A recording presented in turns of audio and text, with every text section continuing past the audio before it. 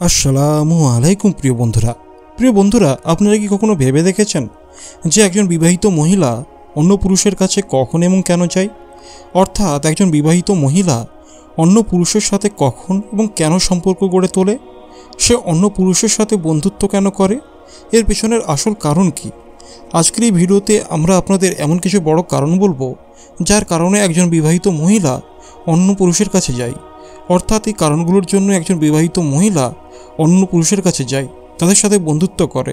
আর সেই সাথে আমরা আপনাদেরকে একটা স্বামী স্ত্রীর সত্য ঘটনা বলবো যা শুনে আপনার চোখে জল চলে আসবে এবং আপনি বুঝতে পারবেন যে একজন স্ত্রী অন্য পুরুষের কাছে কখন এবং কেন যায়।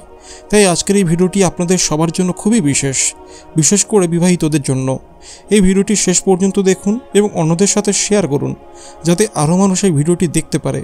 প্রিয় বন্ধুরা, কখনো কখনো আমরা এই বিষয়ে অজানা থাকি যে আমাদের ছোট ছোট ভুলগুলো কিভাবে আমাদের সুখের সংসার ধ্বংস করে দেয়।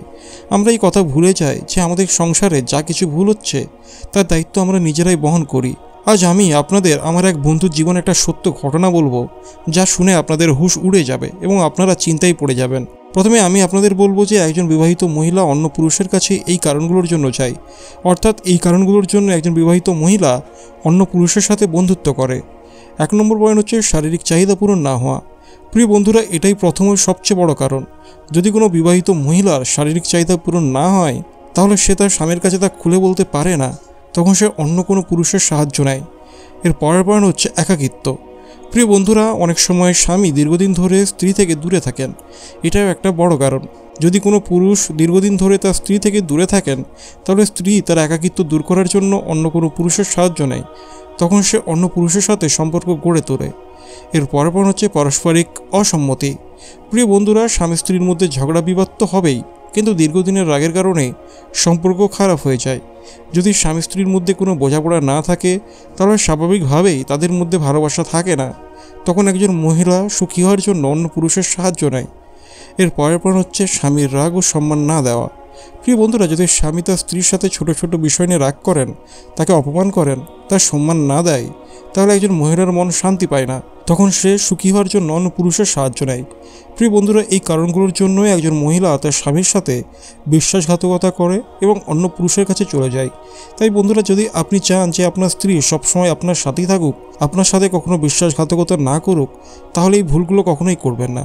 প্রিয় বন্ধুরা, এখন আমি আপনাদের একটা স্বামী স্ত্রীর সত্য ঘটনা বলবো যা শুনে আপনি হতবাক হয়ে যাবেন এবং আপনি বুঝতে পারবেন যে একজন স্ত্রী অন্য পুরুষের সাথে বন্ধুত্ব কেন করে। প্রিয় বন্ধুরা, আমার এক বন্ধু তার বিয়ের প্রথম রাতের একটা অদ্ভুত ঘটনা আমাকে বলেছেন, যা শুনে আমি মনে করলাম যে এই ঘটনাটি আপনাদের সাথে শেয়ার করা উচিত। তাই আমি তার অনুমতি নিয়ে আপনাদের সাথে শেয়ার করছি। আমার বন্ধুর নাম আব্দুল। সে আমাকে বলেছে যে কিছুদিন আগে তার বিয়ে হয়েছিল। বিয়ের প্রথম রাতটি তার জন্য খুবই অদ্ভুত ছিল। সে বুঝতে পারছিল না যে সে তার স্ত্রীর সাথে কি বলবে। যখন সে প্রথমবার তার স্ত্রীর কাছে গেল তখন সে তাকে সালাম দিল। তার স্ত্রীও ধীরে ধীরে সালামের জবাব দিল।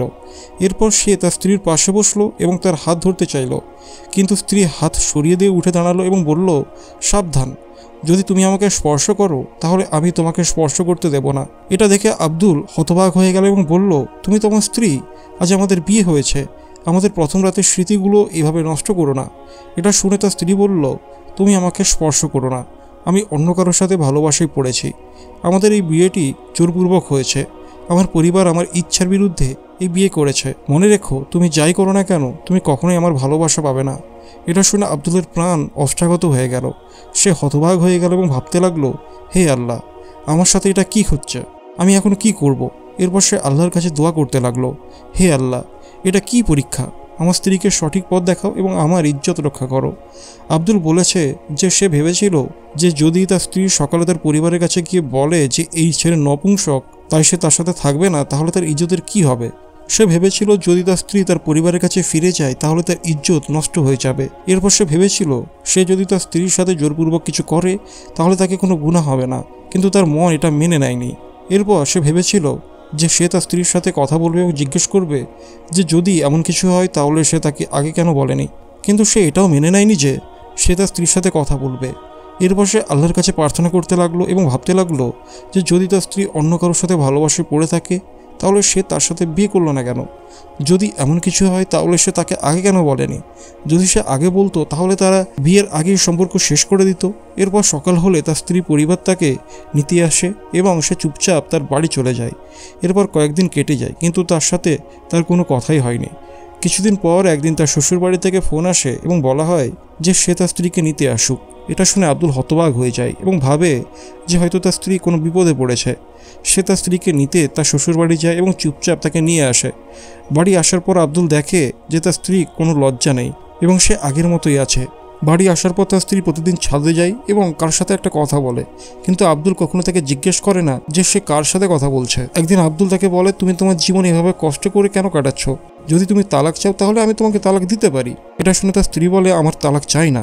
এরপর সে অনিচ্ছায় তার সাথে থাকতে শুরু করে, কিন্তু সে কখনোই তার স্ত্রীর মতো আচরণ করে না এবং আব্দুলও তাকে কখনো বিরক্ত করে না।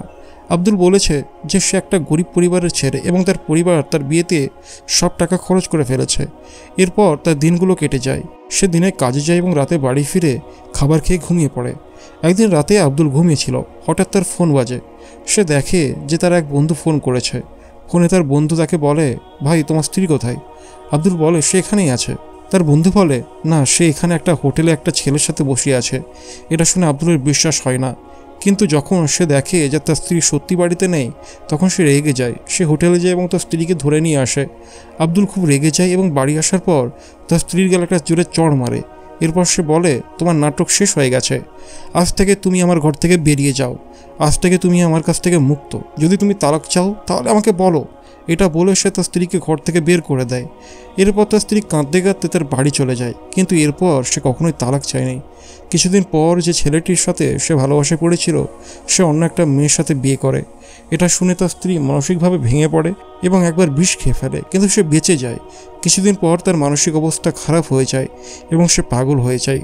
আব্দুল বলেছে যে তার স্বাভাবিক হতে 3-4 বছর লেগে গেছে। সে বুঝতে পেরেছে যে সব মহিলা এরকম নয়। এরপর সে আরেকটি মেয়ের সাথে বিয়ে করে এবং আল্লাহর রহমতে সে মেয়েটি খুব ভালো হয়। আজ তার 3টা সন্তানও আছে। আব্দুল বলেছে যে তার প্রথম স্ত্রীর সাথে যা ঘটেছে তা নিয়ে লোকেরা বলে যে সে তার প্রথম স্ত্রীর উপর অনেক জুলুম করেছে এবং সে পাগল হয়ে গেছে, কিন্তু সে লোকেদের কি বলবে যে তার সাথে কি ঘটেছে? প্রিয় বন্ধুরা, আল্লাহ সব মহিলাকে সঠিক পথ দেখান। হারাম সম্পর্ক শুধু জিল্লতিই দেয়, আর নাজায়েজ সম্পর্ক রাখা এবং এটা ভাবা যে জীবন এই সম্পর্কের সাথে কাটিয়ে দেবে তা খুব বড় বোকামি। প্রিয় বন্ধুরা, আমরা আশা করি যে আজকের এই ভিডিওটি আপনাদের ভালো লেগেছে। যদি ভিডিওটি ভালো লেগে থাকে তাহলে লাইক করুন এবং আপনার বন্ধুদের সাথে শেয়ার করুন। আমরা পরের ভিডিওতে আবার দেখা করব। ততক্ষণ পর্যন্ত আসসালামু আলাইকুম।